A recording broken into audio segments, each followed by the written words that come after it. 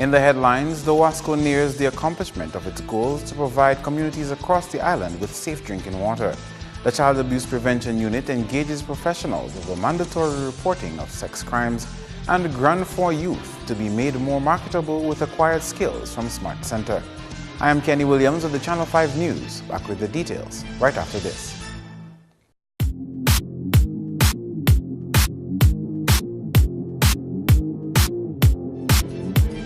Welcome back.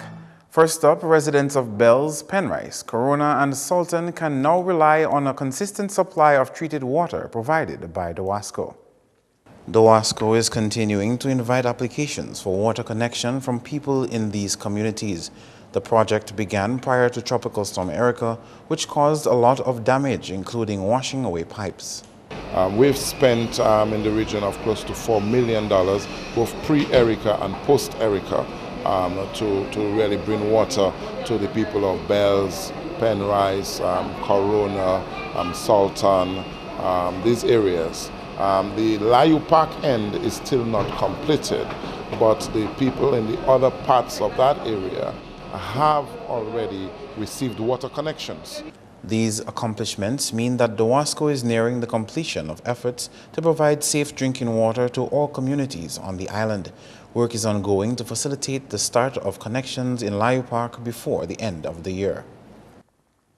In other news, the Dominica Festivals Committee says it did not make a profit from the 2016 edition of the World Creole Music Festival, but is pleased with the wider economic impact created by the event. The festival main aim is to create the economic activity in the country, and that's what we succeeded at. We did not make a profit last year. With the increased budget, we are able to identify artists of great stature that we can bring, and they do not come cheap. So we have to bring them into Dominica. So we don't make a profit, but we won't likely make a profit. But like every other organization, we have to pay back the value-added tax.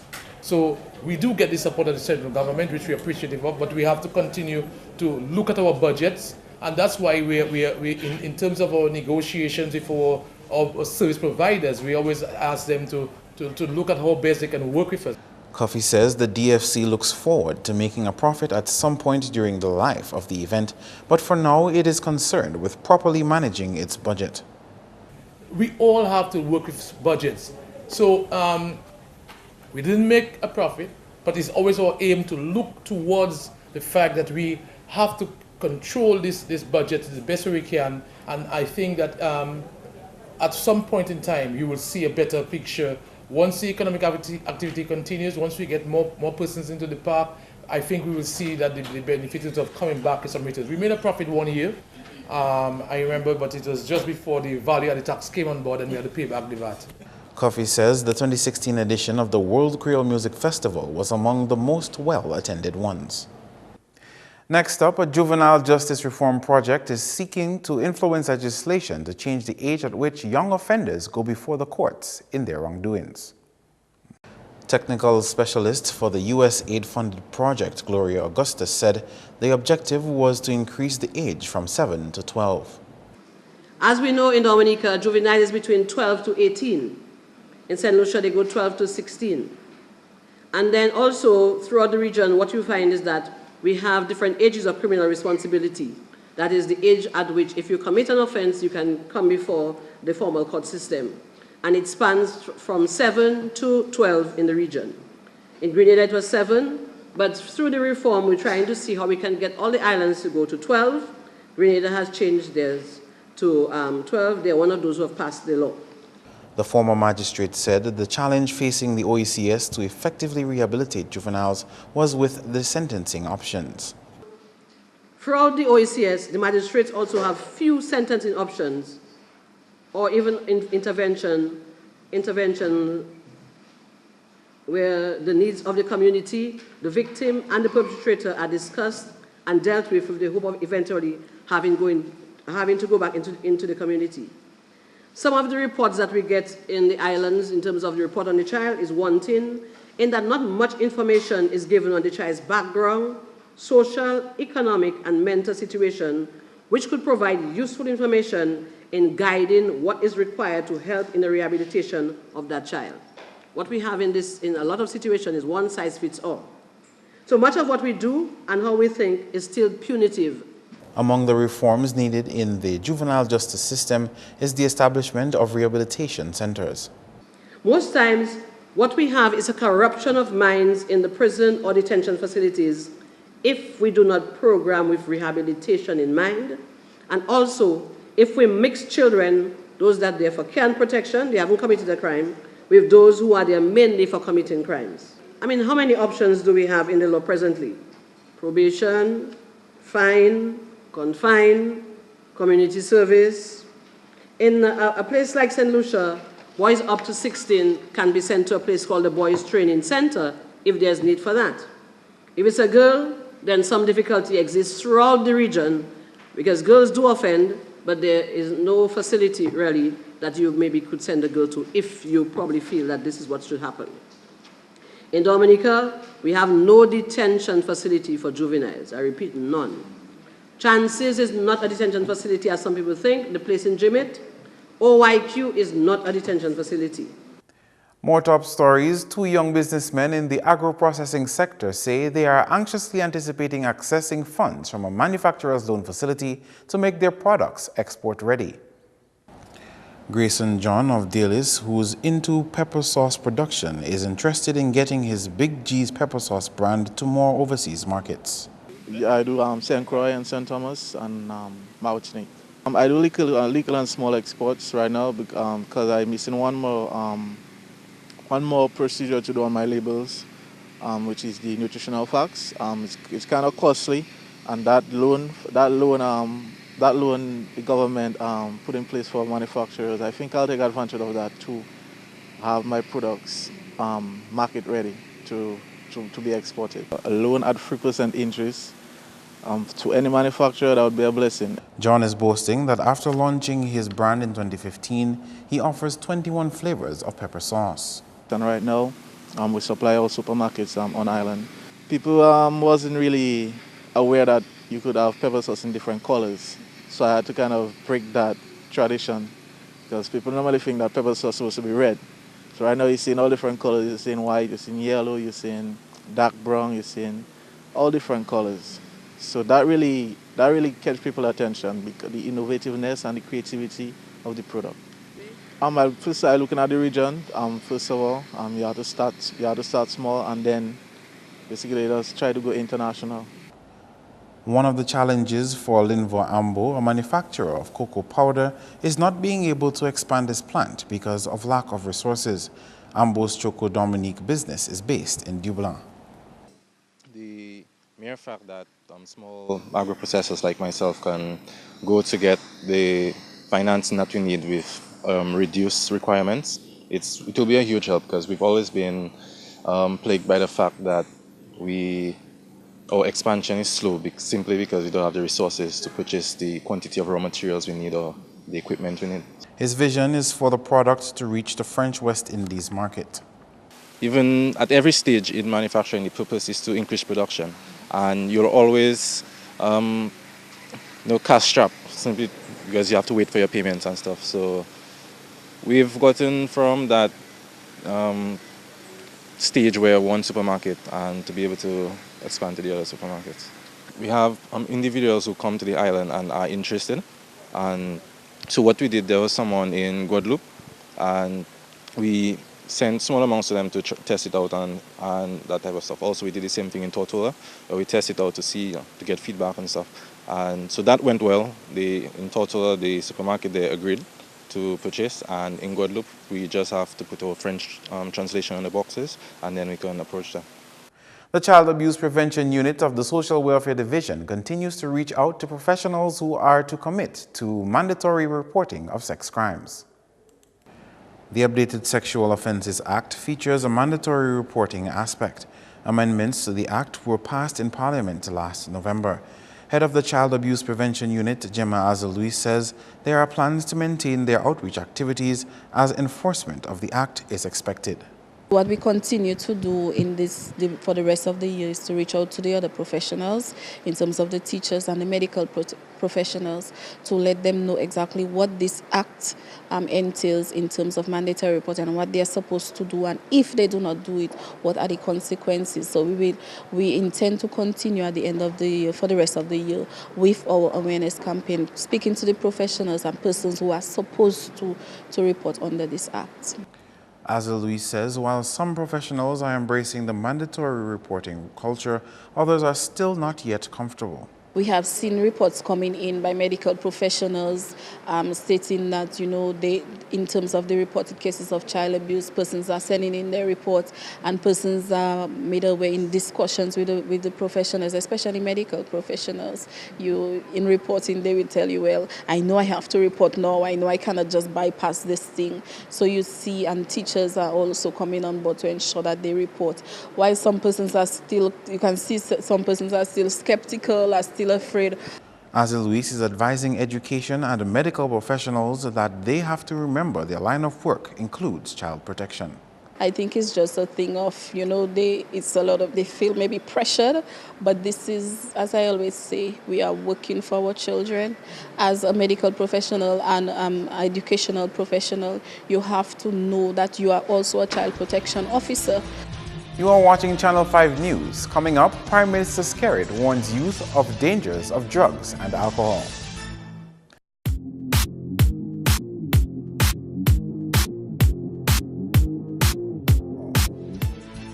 Thanks for staying with us.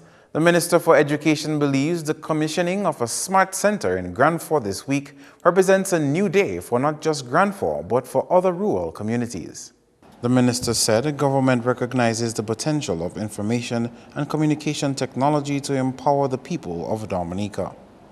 In collaboration with other stakeholders, this government is investing significant sums to increase access to ICTs in remote communities like Grand Fort.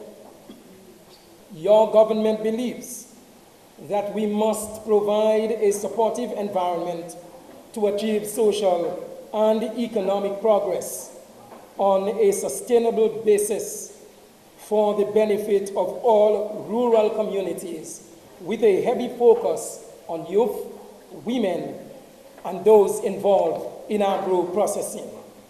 Minister Sejean appealed to the youth of Grand Fort to take advantage of the Smart Center and see it as an invitation to creativity and problem solving. On to matters of the community, Prime Minister Skerrit has made a case for why a Smart Center is a priority for Grand Fort, while there are other glaring needs such as road concerns in the community. The Prime Minister believes the youth are more marketable once they secure the required qualification in information and communication technology. So we will spare no effort in creating opportunities for you, the residents of Grand Fort, and of course the entire country. These things are not cheap. They're not cheap. Because we could have easily said, let us use the $245,000 to complete the main road coming up to Grand Fort, which is in need of improvement. Yes, sir. Yes, sir. But we decided as a priority, let us invest in this facility and then we will fix the road for you.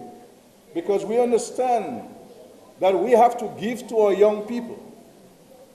We have to provide skills and education qualifications for young people that they are able to stand on their 2 feet down the road.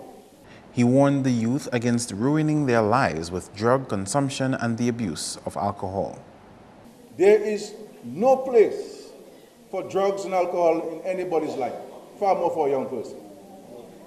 But these are choices which must make. These are choices which must make as individuals. What path are we going to follow in life? Are we going to follow a positive path or a negative path? Because yes, there are distractions, but there are many opportunities to keep us engaged and engaged to do the right things for ourselves and by ourselves. We continue with this item where a local business involved in the trade of protective personal equipment, or PPE, welcomes the move by government to abolish the import duties on some of these equipments. Effective October 1, there will be no import duties charged on certain personal protective equipment, including industrial gloves, safety footwear, protective masks, and respirators. Co-proprietor of Island Safety Supply, Kimon George, says the move will help bring a safety culture to Dominica. She went further to describe it as a good first start, but more can be done in the future. We don't have a safety culture in Dominica, and part of it is the price. You speak to the guys on the field and they tell you a pair of shoes is 200 and more, 300 and more, and it is a requirement. So I think that incentive is going to help to bring a safety culture to Dominica.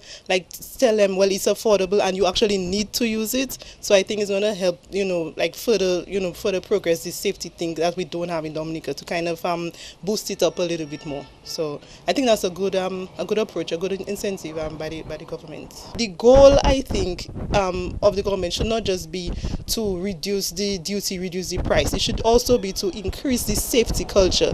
Tell them, okay, it's more affordable now, yes, but you need to use it, because exposure to respiratory contaminants, that's going to be a medical cost that's probably going to be borne by the same government in the future.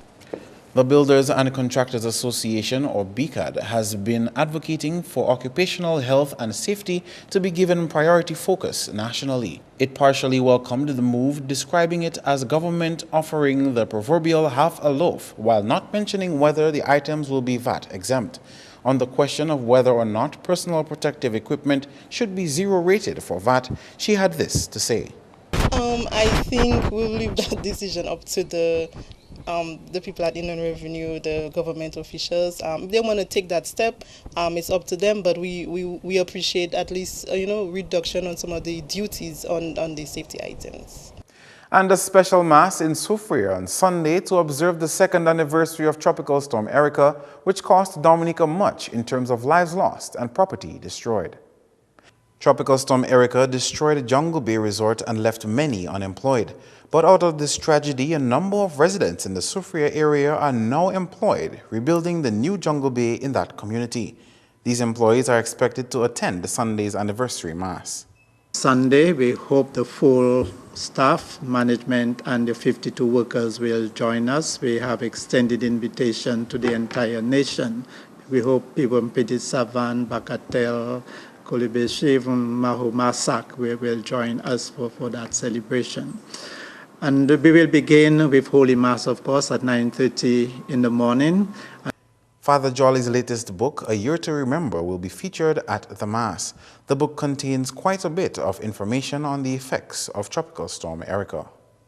That's news, your sports highlights. Next.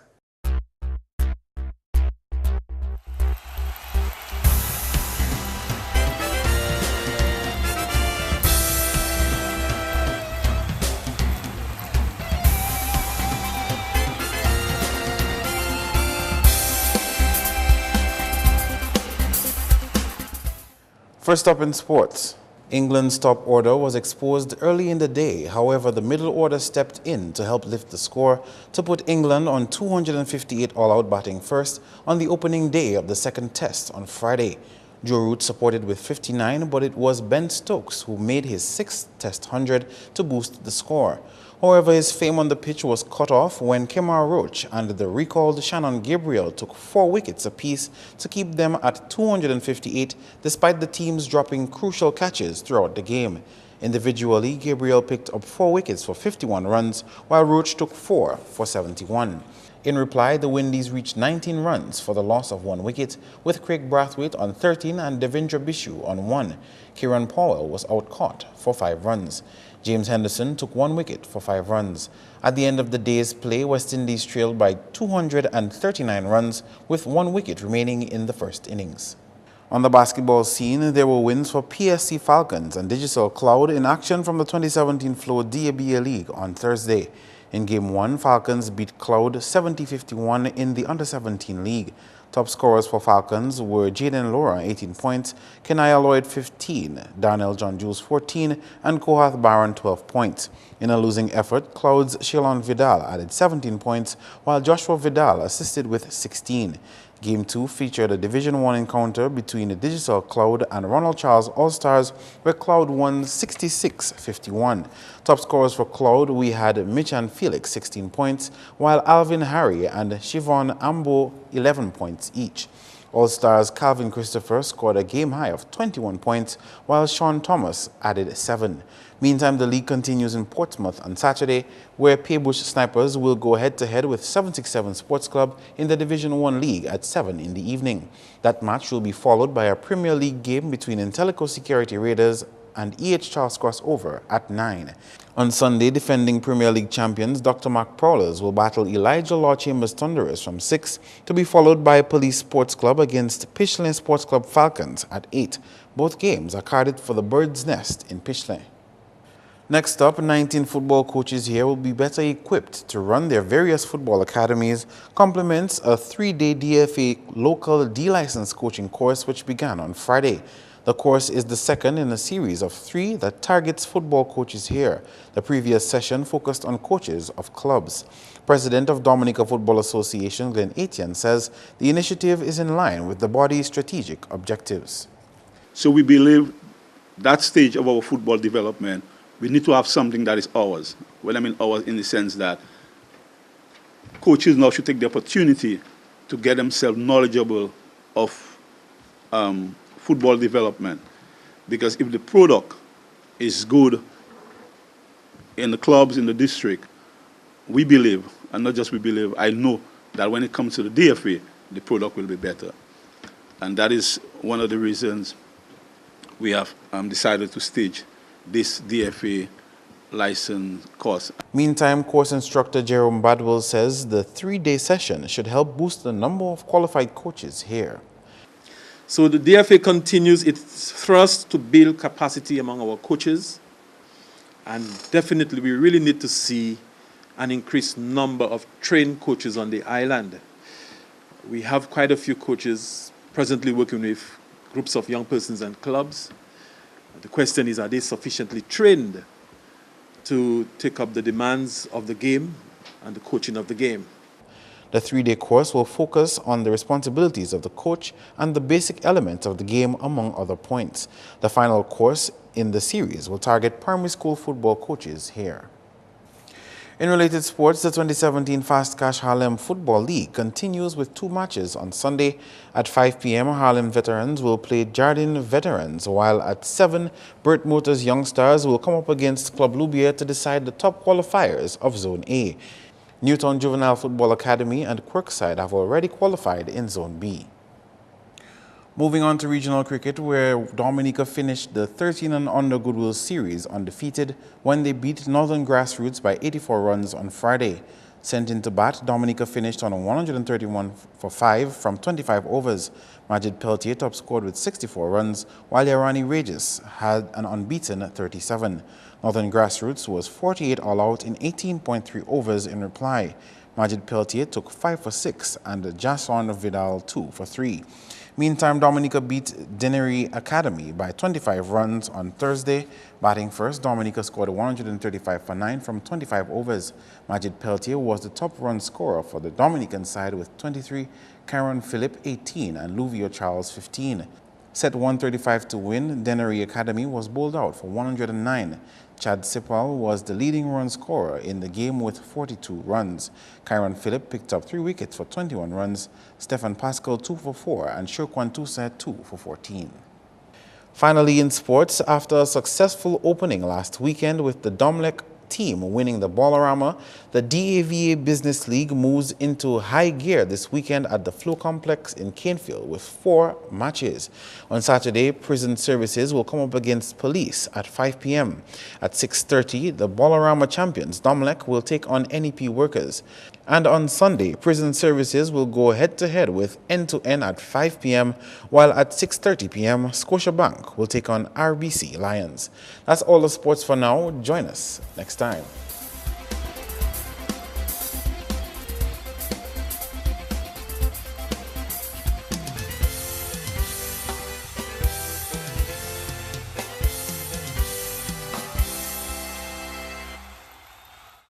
It's time now for the latest weather update. Good evening. Welcome to the weather report and forecast. I am Viola Pascal. The infrared satellite imagery showed a few low-level clouds across the island chain during today, with some isolated pockets of convective clouds. This ahead of a low-level trough that is expected to move across the island chain during tonight. The visible satellite imagery showed fair to partly cloudy conditions across Dominica during the afternoon, an improvement from occasionally cloudy conditions during the morning with some shower activity. The radar imagery indicated scattered showers across most of the island chain during today. For tonight, as that weak low-level trough move across the area, expect partly cloudy to cloudy skies with some scattered showers. Similar conditions can be expected tomorrow. For the marine forecast, seas are expected to be slight to moderate, with waves peaking near 5 feet. Over the next few days, expect some light winds and warm temperatures across the island with a few scattered showers. A weak tropical wave is expected late Sunday into Monday. Across the Caribbean, expect partly cloudy to cloudy skies with a few scattered showers. For the international cities forecast, expect clear skies in New York, some thunder showers in Miami and Caracas, and partly cloudy skies in London and Beijing. The sun rises at 5:52 a.m. and set at 6:22 p.m. For further information, call the weather hotline at 447-5555 or visit the website at weather.gov.dm. Thanks for viewing. Do have a good evening.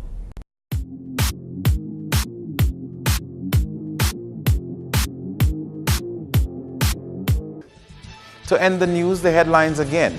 The WASCO nears the accomplishment of its goal to provide communities across the island with safe drinking water. The Child Abuse Prevention Unit engages professionals over mandatory reporting of sex crimes and grant for youth to be made more marketable with acquired skills from Smart Center. Feel free to contact us at news@MarpinNewsAug25th2k17. You can also access our past newscasts on our YouTube channel. On behalf of the entire production team, I am Kenny Williams. To all viewers around the world, we thank you for watching. Join us next time.